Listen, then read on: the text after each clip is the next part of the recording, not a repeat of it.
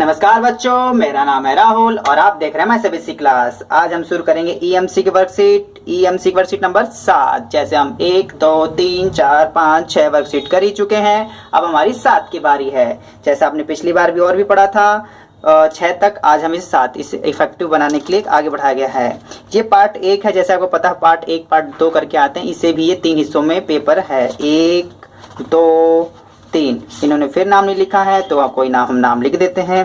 पहला पेज, ये है दूसरा पेज, तो ये है आपका तीसरा पेज। 3 पेज का है, एक ही है, पूरे 1 हफ्ते में आपको यही करनी है।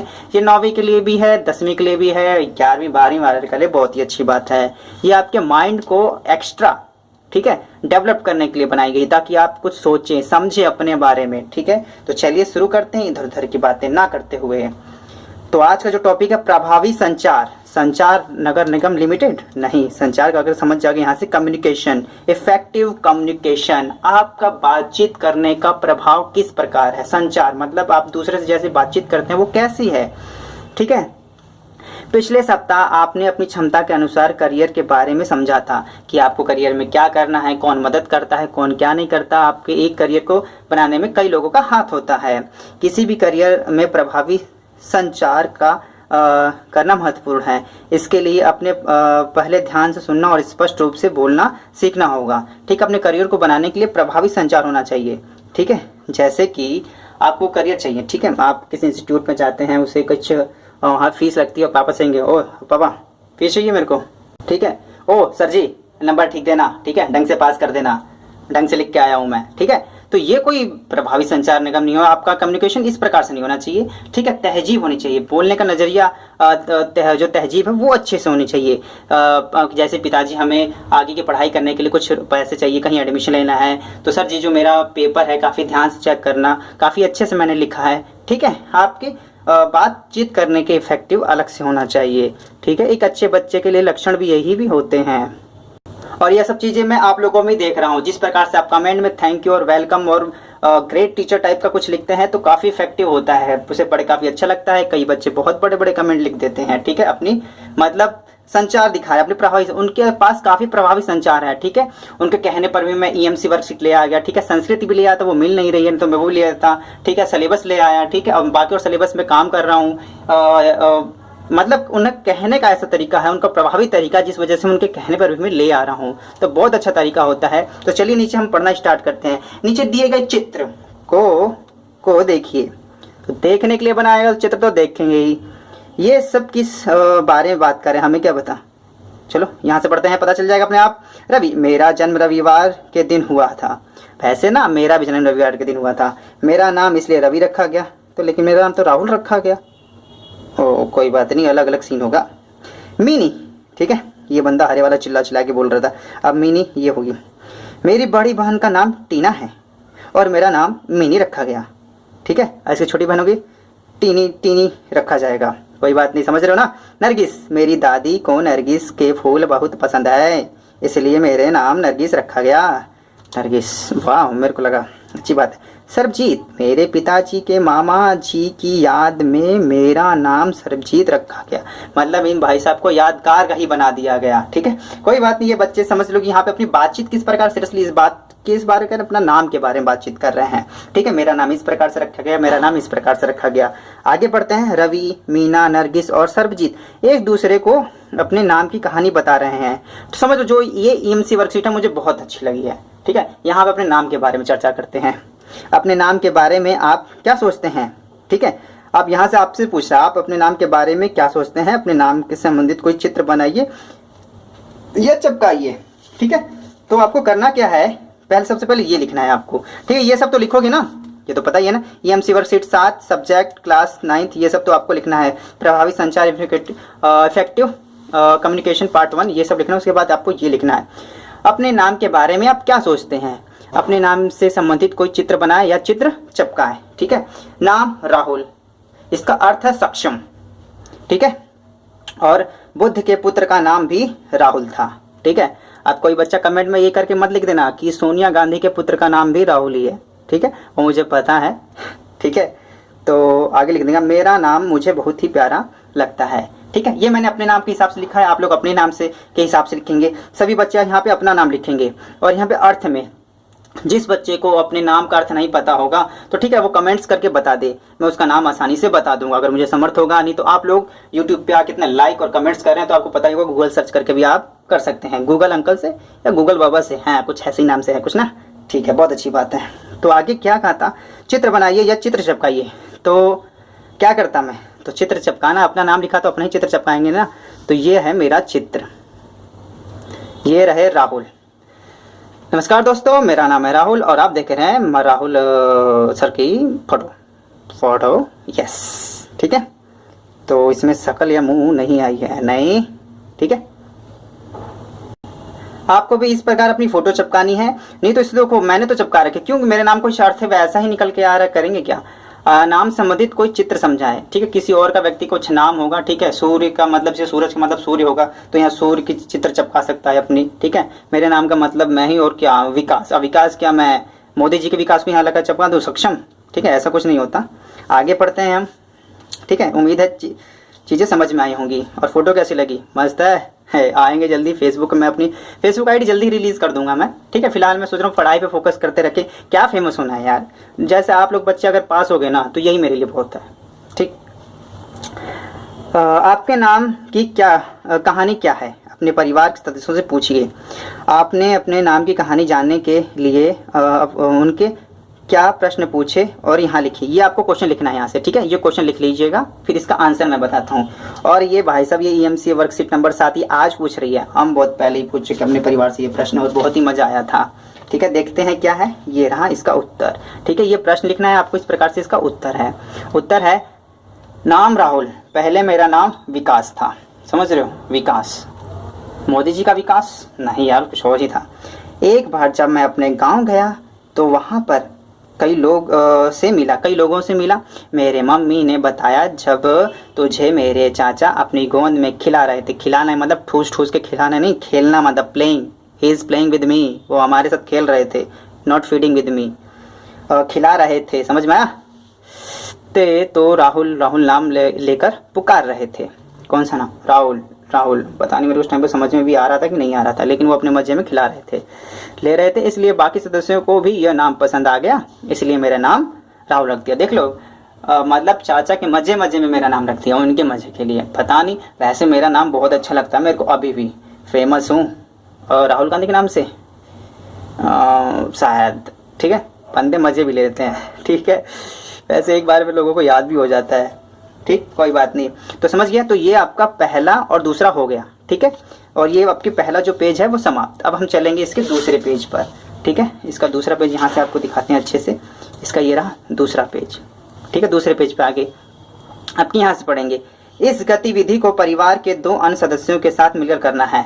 ठीक है, बहुत आपने दोस्ती यारी के साथ अपनी दोस्ती यारी निभा ली, अब आपको किसके साथ करना है, अपने परिवार के सदस्य के साथ। तो पहले पढ़ लेते हैं क्या करना है। पहला सदस्य आप स्वयं मतलब मैं, और दूसरा सदस्य क्या करना है, जीवन की किसी महत्वपूर्ण घटना के बारे में सोचना है। जब वे खुश, उदास, परेशान या उत्साहित थे, यदि वे उस घटना के बारे में आपको बताने में सहज हैं तो उस घटना के बारे में बताएंगे, वो आपको बताएंगे। ठीक है, और आपको क्या करना है, उसी बातें सुनकर उसे उसी ही शब्दों में वैसे ही हाव भाव प्रयोग करते हुए फिर से बताना है।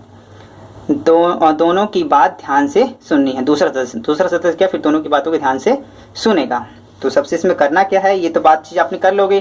तो मैंने अपने सिस्टर से बात की थी, उसने काफ़ी प्रोग्रेस की थी अपने स्कूल में, काफ़ी चीज़ें बताई थी, वो फर्स्ट आती थी। ठीक है, और अपने प्राइज कई बार उसने मेरे को दिखाए हैं अपने। ठीक है, जिससे मैं भी कई बार मोटिवेट हुआ करता था। तो आपका असली क्वेश्चन ये है, आपको लिखना है ये वाला है। ठीक है, तो गतिविधि के बाद सोचे, जो आपने ये गतिविधि कर ली, आपने चर्चा कर ली, फिर उसी बात को आपने फिर उनकी बातों में बताया, क्या उन दूसरे व्यक्ति ने इस बातों को ध्यान दिया। गतिविधि के बाद सोचे, आप आपस में चर्चा करें और लिखें, क्या अपने बारे में बात करना आसान था, क्यों या क्यों नहीं। आप अपनी बात को और बेहतर रूप से कैसे कर सकते थे। ये आपको सब क्वेश्चन लिखने हैं आपको। ठीक है। तो ये आपका पहला सदस्य क्या है, फिर आपको स्वयं ही उत्तर देना है, फिर दूसरा सदस्य क्या। तो इसका उत्तर मैंने किस प्रकार से लिखा है, ये देखो, ये आपका अलग अलग तरीके से उत्तर हो सकता है, बस ये मैं एक प्रकार से आपको एक आइडिया दे रहा हूँ। ठीक है, तो मैंने यहाँ से लिखा है ये क्वेश्चन। ठीक है, ये वाला क्वेश्चन ये यहाँ से लिखा, आपको ये लिखना है। इस गतिविधि को परिवार के अन्य सदस्यों के साथ मिलकर करिए। गतिविधि के बाद सोचे गए आपस में चर्चा करें और लिखें। तो पहला सदस्य यही है, पहला सदस्य आप स्वयं, फिर आप स्वयं, फिर मैंने पेज पलट के दूसरा सदस्य, फिर यहाँ पे आपको दूसरा सदस्य है। तो सबसे पहले क्या है, यहीं से पढ़ लेते हैं। क्या अपने बारे में बात करना आसान था, क्यों या क्यों नहीं। तो मैंने पहले सदस्य से पूछा, ठीक है। तो हाँ, अपने बारे में बात करना आसान था क्योंकि तुम मेरे छोटे भाई हो और मेरे परिवार का एक हिस्सा। क्योंकि मैंने अपनी एक सिस्टर से बात की थी। ये देखो, मेरी जो कन्वर्सेशन है बहुत पहले की हुई है, वो इस टाइम पे मेरे पास नहीं है। ठीक है, अपने यहाँ अपने घर पे है, तो मैं उस कन्वर्सेशन को याद करके लिख सकता हूँ आसानी से। तो आप भी इस प्रकार से लिख सकते हैं। आप अपनी बात को और बेहतर रूप से कैसे बता सकते थे, मतलब मेरी सिस्टर कैसे बता सकती थी। तो उसने कहा, मैं तुम्हें उस वक्त की फ़ोटो को दिखाकर और बेहतर रूप से इस बात को बता सकती थी। ये मेरी सिस्टर मुझसे कह रही है। और आप स्वयं, ठीक है, इन दोनों बातें होगी। फिर आप स्वयं मेरे भी इसमें दो क्वेश्चन है। आप स्वयं में पहला मेरा क्वेश्चन है, क्या सुनी गई बात को फिर से हूबहू बताना आसान था, क्यों या क्यों नहीं। देखो, नहीं, हूबहू तो बिल्कुल भी नहीं बताया जा सकता, क्योंकि मैं अपनी बहन के जैसे हूबहू करना बहुत ही मुश्किल था, क्योंकि उसके खुशी का अनुभव मेरे पास नहीं था। क्योंकि वो जित उत्साहित होकर मुझे बता रही थी ना, वो खुशी मेरे पास नहीं थी। तो मैं उसकी चीज़ों को किस प्रकार बता पाऊंगा, तो मतलब मैं नहीं बता पाऊंगा। आप स्वयं पहला क्वेश्चन हो गया। और दूसरे वाले में क्या है, ठीक है, तो आप बात को और ध्यान से सुनने के लिए क्या कर सकते थे। मतलब जो मेरी सिस्टर ये मुझे बता रही थी, ये सुनने के लिए मुझे और ध्यान से क्या करना चाहिए था। जिस प्रकार मेरी बहन बातों को बताते समय अपने हाथ और चेहरों के समझाने की कोशिश कर रही थी। जैसे नहीं, किसी बात को हम समझाते तो आंखें चढ़ा लेते हैं और खिल के बताते हैं, खुश होकर बताते हैं, तो अगला व्यक्ति भी उसी प्रकार से बनाने लग जाता है चेहरा। तो इसका मतलब वो आपकी बातों को काफ़ी ध्यान से सुन रहा है, समझाने की कोशिश कर रही थी। तो मैं उसी को दोहराने की कोशिश कर रहा था। उसके हाथ को जैसे वो कर रही थी वैसे मैं भी कर रहा था, ताकि मुझे चीज़ें ज़्यादा और अच्छे समझ में आ रही थी इस प्रकार। तो ठीक है, उम्मीद है आपको ये समझ में आया होगा। दूसरा सदस्य, क्या सुनी हुई बात को वैसा ही बताया जा सकता है, ठीक उसी प्रकार नहीं बताया जा सकता। फिर भी इस प्रकार बातें बताई गई कि दिमाग में एक चित्र सा छप जाता है। मतलब जो दूसरा सदस्य है परिवार का, उसने हूबहू वैसा नहीं बताया, लेकिन फिर भी उसने ठीक ठाक से बताया, ताकि हमें याद रहता, कि उन्हें उस घटना के बारे में हम पहले भी पढ़ चुके हैं। तो दूसरा सदस्य का दूसरा क्वेश्चन क्या है, आप इन दोनों को बेहतर रूप से अपनी बात कहने और बात सुनने के लिए क्या सलाह देंगे। मतलब कि दूसरा सदस्य क्या सलाह देंगे, यही सलाह देंगे कि पीछे अपने शब्दों का सही चयन करो, बातों को बताने में जल्दीबाजी ना करें। ठीक है, बातों को बताने में जल्दीबाजी ना करें, बातों को एक क्रम में बताएं, मतलब लाइन टू लाइन। ये नहीं, जंगल में राजा था, उसने बकरी को खा गया, एक दिन गया, ठीक है, फिर रास्ते में उसे बकरी मिली, कुछ ऐसे नहीं। आपको अपनी कहानी को, अपने लाइफ के बारे में भी लाइन से बताना है। ठीक है, बताए गए उसे, जिससे सुनने वाले को सब ठीक से समझ में आ जाए। ठीक है, उम्मीद है ये चीज़ें आपको समझ में आ रही होंगी। तो आपका ये वाला चीज़ भी हो गया, ये वाला भी आपका हो गया, ये हो गया, इसमें ये चीज़ें करनी थी। ठीक है, तो इसमें लास्ट में ये है आपका, किसी से बात करते हुए आप सुनने और कहने में किन बातों का ध्यान देंगे। ये मोस्ट इम्पोर्टेंट, इस वर्कशीट को आपको समझाने का मेन मोटिव यही है कि सुनना और कहना, बातों को सुनना, ठीक है, ताकि अब उसे आप समझेंगे तभी उसी प्रकार का उसका उत्तर देंगे। मेन मोटिव इसका यही है, और इसमें मैंने बहुत ही अच्छे प्रकार से लिखा है। आप इस प्रकार से इसे लिख सकते हैं, किसी से बात करते हुए आप सुनने व कहने में किन बातों को ध्यान में रखेंगे। ठीक है, तो पहला है सुनना, ठीक है, ना आ की मात्रा आ जाएगी। ठीक है, ठीक है, एक बच्चे को बता दूं, उसने कमेंट करके बताया सर जी आपने ठीक से नहीं लिखा था। ठीक है, तो उसको बहुत बहुत धन्यवाद, उसने मेरी गलती निकाली, जिससे मैं अपने ठीक को अब ठीक से लिख रहा हूँ। ठीक है, अगर आप बच्चे देख रहे होगे तो आपका बहुत बहुत धन्यवाद। ठीक है, देखो, कमियां निकालना बुरा नहीं है। ठीक है, आप कमियां निकाल के ये मुझे एक तरह से साबुन लगा रहे हो, जिससे मैं उस चीज़ को अच्छे से और सफाई कर सकता हूँ और ठीक कर सकता हूँ। ठीक है, तो सुनना, हमारा ध्यान कहीं और नहीं चाहिए। बातचीत के समय पूरा ध्यान बातें सुनने में होना चाहिए। सुनना का मतलब कोई भी चीज़ आपको कोई बता रहा है तो आपका ध्यान सुनने में ही होना चाहिए। बोलने वाले व्यक्ति की बात काटकर अपनी बात नहीं कहनी चाहिए। अगर आप सुन रहे हैं तो उस व्यक्ति के बातों को ध्यान से सुनिए, वो क्या कहना चाहता है, किस भाव, उसके हाव भाव को समझिए।